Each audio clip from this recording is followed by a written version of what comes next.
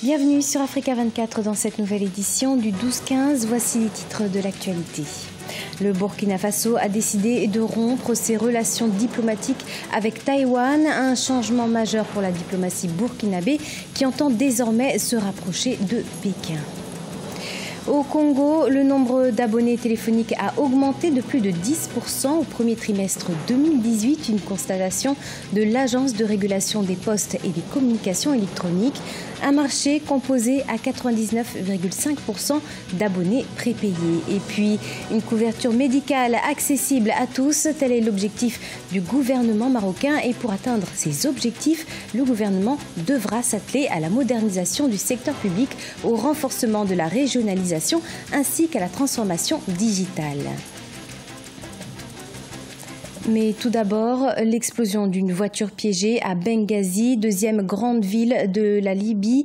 Un attentat survenu ce jeudi 24 mai dans la soirée. La voiture a explosé près de l'hôtel Tisbesti, situé en plein centre-ville. Le bilan est lourd. Les autorités font état de 7 victimes ainsi qu'une vingtaine de blessés. Pour l'heure, l'attaque n'a pas été revendiquée, mais les soupçons du gouvernement se portent sur des groupes extrémistes islamistes qui ont été chassés par l'armée nationale libyenne dirigée par le maréchal Khalifa Haftar.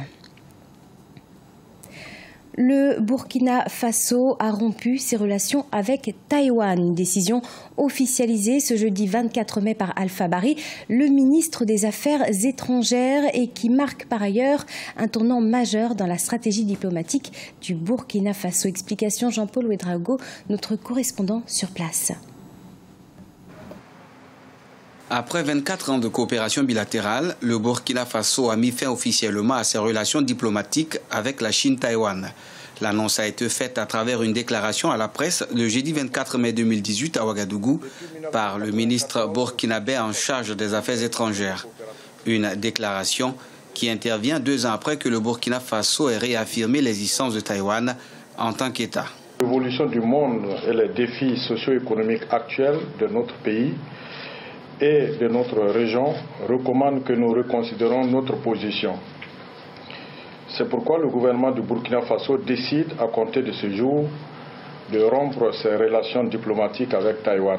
Des dispositions ont d'ores et déjà été prises pour la fermeture des ambassades du Burkina à Taipei et Taïwan, une décision qui dit tenir compte de la volonté du gouvernement de défendre les intérêts du pays.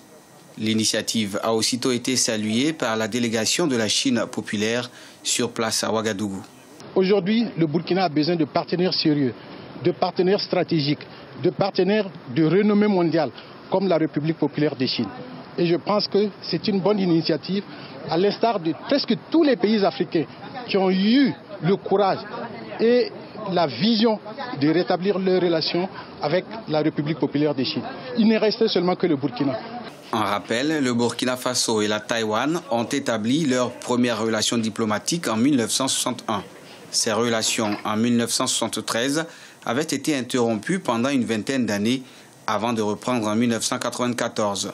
Elles ont du reste permis à Taïwan d'intervenir dans de nombreux secteurs au Burkina, notamment l'importation de la technique du solaire, l'agriculture et la formation professionnelle, entre autres. Le Swaziland reste à ce jour le seul allié de Taïwan sur le continent.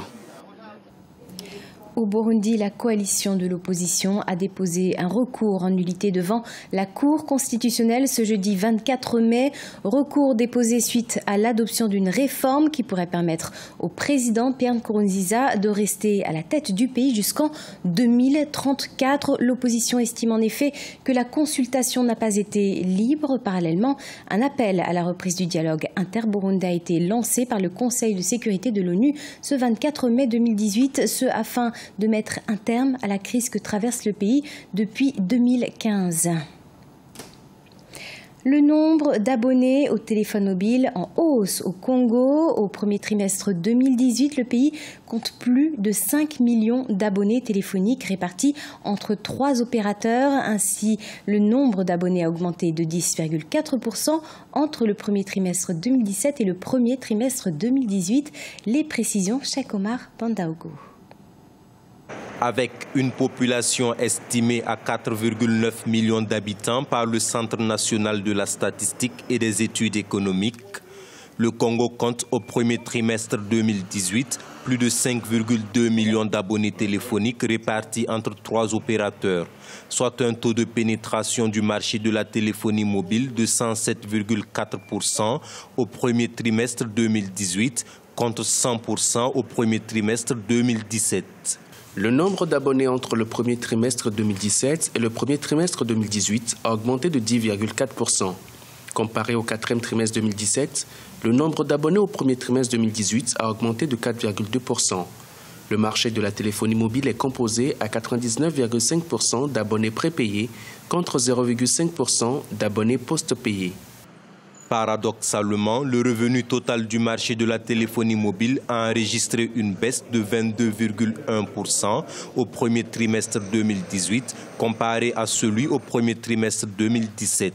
De 49,2 milliards de francs CFA au 31 mars 2017, il a atteint 38,3 milliards de francs CFA au premier trimestre 2018.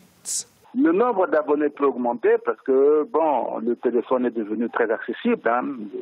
Le coût du téléphone portable a énormément baissé, ce qui fait que l'accès à ce service-là également s'est accru. Mais les revenus des ménages ayant baissé à cause de la crise économique, donc cela impacte sur le revenu justement des compagnies de téléphonie mobile. En moyenne, un abonné aura rapporté 2297 francs CFA par mois à son opérateur au premier trimestre 2018. Au 31 mars 2017, le revenu moyen par abonné était de 3251 francs CFA. Le revenu mensuel moyen par abonné a donc baissé de 29,3% entre le premier trimestre 2017 et celui de 2018.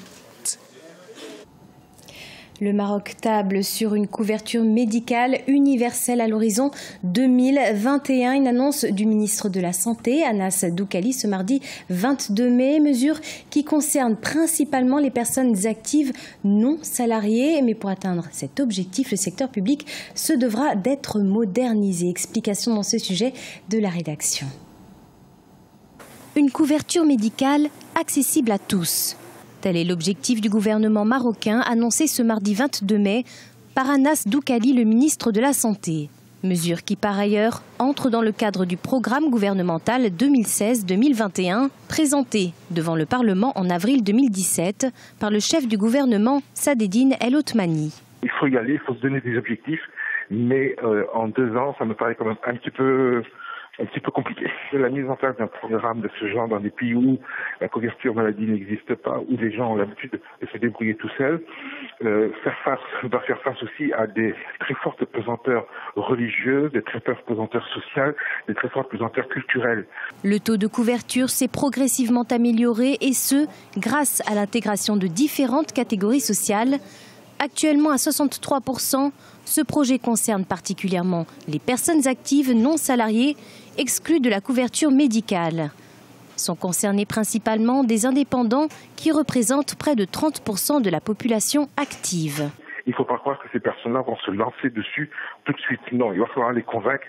Et c'est ce qu'on appelle la communication pour le changement de comportement. C'est un processus qui est extrêmement long dans le temps. Donc, il va falloir que le gouvernement soit patient. Il faut vraiment qu'il prenne en considération la demande. La préservation de la viabilité du régime médical universel reste un objectif en tête des priorités du gouvernement. Et pour atteindre cet objectif, le gouvernement devra ériger l'hôpital public en véritable locomotive de la couverture médicale de base, selon Abdelaziz Abdan, le directeur général de la Caisse nationale des organismes de prévoyance sociale. Il faudra également s'atteler à la modernisation du secteur public, au renforcement de la régionalisation ainsi qu'à la transformation digitale.